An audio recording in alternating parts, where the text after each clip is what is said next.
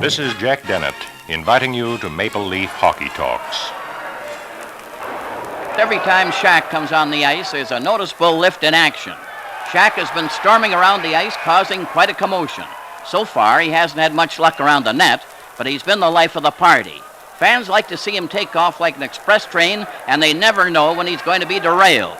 It is the unexpected that always happens with Shaq, and the fans can't afford to take their eyes off him for fear of missing something. Well, I enjoy the crowd.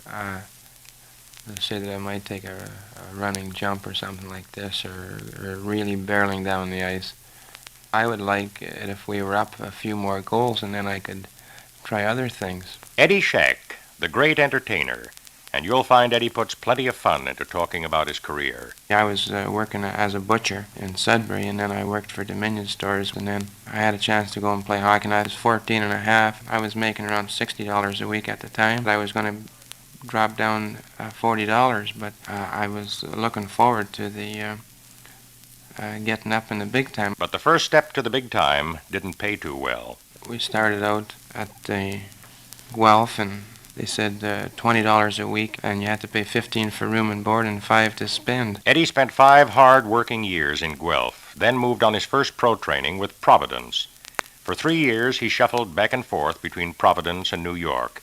He didn't have to work as a butcher anymore, but he still had a few beefs. When I went up to New York, there wasn't much of a chance for me to prove myself, because all he wanted me to do was check Ed Litzenberger or Maurice Richard and Gordie Howe, and I don't care who you put out there checking these fellas, that all you're doing is getting the stick and eating wood, and all they keep saying is sorry. When I went out to sign my contract, they didn't say, well, you ate 4 sticks and 3 pucks, or all they wanted was to put the puck in the net. Like most things about Eddie, his career up through the leagues was unusual.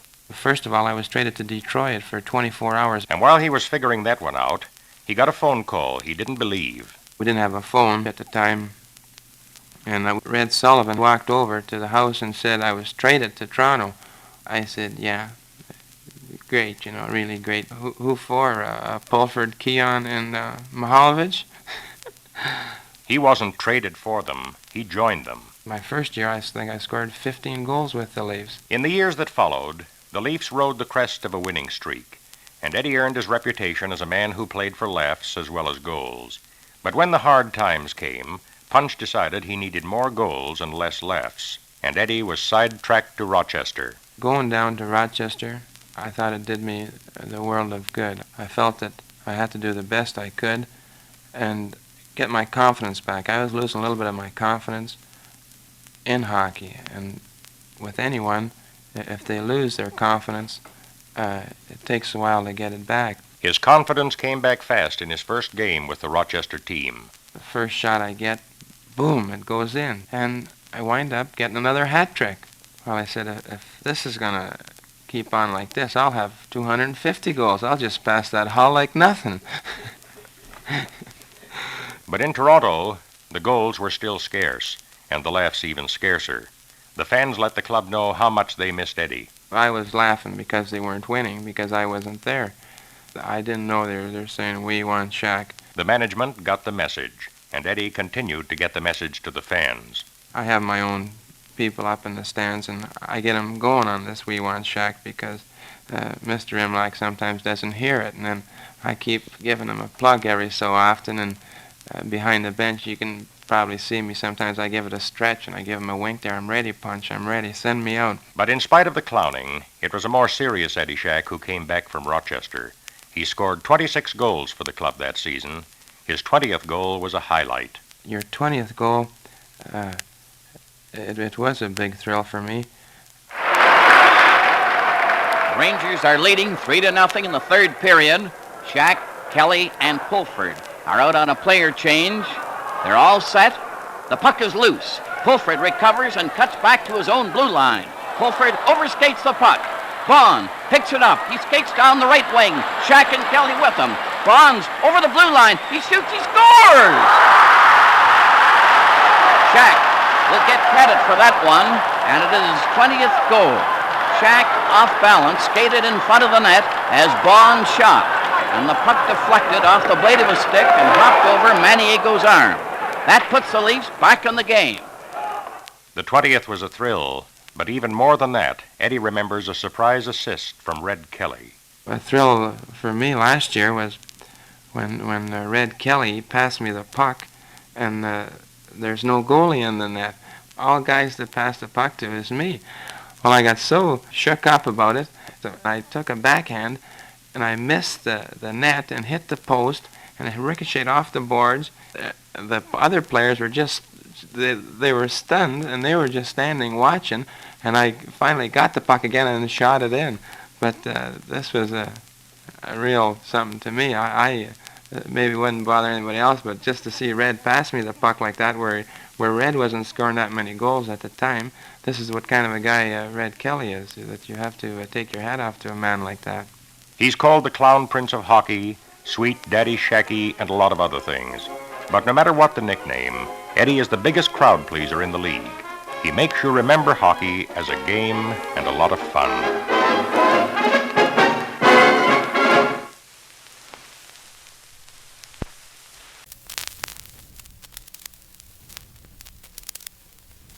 Hi there, this is Ward Cornell with the instruction side of Maple Leaf Hockey Talks, and what might be called the serious side of Eddie Shack. One of Punch Imlac's jobs is to make sure Eddie keeps the serious side up. Well, I think Eddie came back this year from being down in Rochester that he realized that it wasn't all play, and I think he applied himself harder and he worked at it, and I feel that somewhere down the line he realized that if he wanted to stay in the National Hockey League he had to score goals, and instead of trying to break the end of the rink with his hard shot, he decided he'd put it on the net, and he scored more goals. 26 last season. Now here's Eddie to give you some quick tips on shooting and checking. Some of the kids, they get off balance when they're shooting the puck. I try to explain it to them that it's to shoot off one leg and then throw your weight right through, or snap them wrist. And in checking, a lot of the kids feel that they have to put a guy right through the boards. I have a few drills of my own that I get the kids doing and take them out. I get that arm out there and just rub the guy, and then if he's got the puck, he'll lose the puck, and somebody else will pick it up, and you've done your job. Eddie instructs during the summer, and as soon as he starts talking to the young players or talking about them, they all know they've found a friend. I think you should scrimmage. It's if a kid's not going as good, and the other kids are going, he knows that he has to come up with the other kids, and this is how it's like a herd of cattle. When the cattle are going, if he stops, he's a dead duck. Well, this is the same way with the kids. They get going, and the next kid. We were just talking about a little kid today that couldn't skate when he came to the camp, and we just catered to him a little bit, and then we just keep harping at him and say, what did you come to this camp for anyways, to skate and play hockey? Or so the kid just said, well, this is my mother's spending some good money for me to come to this camp. I can do it the same as the other kids. I put on my clothes the same way, and everything else is the same. So I see him in another week there, and the kid it makes you feel good in a way, because a little bit of a talk maybe doesn't mean that much to me, but the kids, they take it in with heart. You know what I mean? They said, well, Ed told me to do this, and they concentrate on it. Eddie's a great believer in finding and keeping your confidence. Can you have too much confidence? Eddie doesn't think so. I feel that if a kid has too much confidence, there'll be always somebody coming in better. So if the kid is real cocky and just full of everything, the parents think that they should take this confidence out of a young fella, where it shouldn't be. Be confident, work hard, concentrate on skating and checking. Skating is the most important, and then your shot, you should have a fairly good shot. Camille Henry didn't have the greatest shot in the world, but he used to put that puck in like there was nothing to it. And you're checking. I'm not that great of a checker. I'd like to improving my checking, and that's what I'm trying to. I try to make sure I got my man now. This is the most important, because if you can score 50 goals and you'll have 75 scored against you, well, there's not much sense. Like, somebody has to look after that checking, right? Jack is an exceptionally strong hockey player. Physically, his body is very well developed, so that he skates strongly, he shoots the puck heavy. A strong player, as Punch points out, and a player who can still surprise the league's most discerning coach. I would have to be very honest. I would say that I didn't think him capable of scoring that number of goals. I felt possibly down deep he had the ability to do it physically, but I didn't think that he could apply himself to getting that number of goals. Eddie is a great example of what can be achieved when you really concentrate and learn to roll with the punches. There's ups and downs in hockey. I mean, some days that you'd be shooting a puck like a bullet, and then the next day you're not shooting the puck as well. You shouldn't get downhearted and keep your spirits up. There'll be a lot of things that won't go right for you, and you have to make them sometimes. Little things are the ones that you have to look after. The big things look after themselves. Now here's Foster Hewitt to add his knowledgeable opinion of our star, Eddie Shack. There's no doubt that Eddie Shack has more color than any other 50 players in the National Hockey League. I'd say that 100% of the audience, no matter what city he's playing in, know Eddie Shack's name 2 minutes after he starts playing. It's the way he does everything, as if there was always a spotlight on him.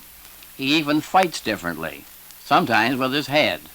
I'd have to say he's the most unpredictable individual on skates that I have ever seen, but he's always entertaining. Skating is his strongest asset, and despite a certain amount of clowning, Eddie is quite a capable hockey player. In fact, he makes some moves that would be the envy of Gordie Howe. Yes, he's the clown prince of hockey. On behalf of Eddie Shack, Punch Imlach, Foster Hewitt, Jack Dennett, and myself, this is Ward Cornell to say we hope you enjoy Maple Leaf Hockey Talks as much as we enjoy bringing them to you.